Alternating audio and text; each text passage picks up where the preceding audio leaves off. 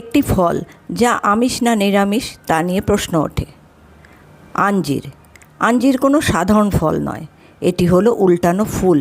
এর ফুলগুলো বাইরের দিকে না ফুটে ফলের মতো দেখতে একটি থলির মধ্যে ভিতরের দিকে মুখ করে থাকে। এই রকম গঠনের জন্য বড় পতঙ্গ পরাগযোগ করতে পারে না। পরাগযোগ করে বিশেষ একটি পতঙ্গ যাকে ফিগ ওয়াস্প বলে। ফিমেল ফিগ ওয়াস্প ডিম পাড়ার সময় আঞ্জির ফুলের নিচে একটি ক্ষুদ্র ছিদ্র করে ঢোকার সময় বোলতার ডানা এবং অ্যান্টেনা ভেঙে যায়। অন্য আঞ্জির ফুলের পরাগরেণু ছড়িয়ে পরাগযোগ ঘটায় এবং ভিতরে ডিম পাড়ে। ডিম পাড়ার পর স্ত্রী বোলতাটি মারা যায়, নতুন বোলতাও জন্ম নেয়।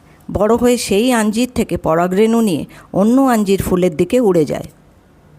এখানেই প্রশ্ন আসে, আঞ্জির সঙ্গে কি আমরা তাহলে বোলতা বা বোলতার ডিম খাই? আঞ্জির কি তাহলে নিরামিষাশীর কাছে ব্রাত্য? একটু পরিষ্কার করে বলি, আঞ্জির ভিতরে জন্মানো বোলতা বা বোলতার ডিমকে ভেঙে ফেলে ফিসিন নামে একটি এনজাইম এবং প্রোটিনে রূপান্তরিত করে ফলের সাথে মিশিয়ে দেয়। সুতরাং আঞ্জির আমিষ হওয়ার কোনো প্রশ্নই নেই। তাছাড়া আজকাল বাণিজ্যিকভাবে প্রস্তুত আঞ্জির পার্থেনোকার্পি অর্থাৎ পরাগযোগ ছাড়াই হয়।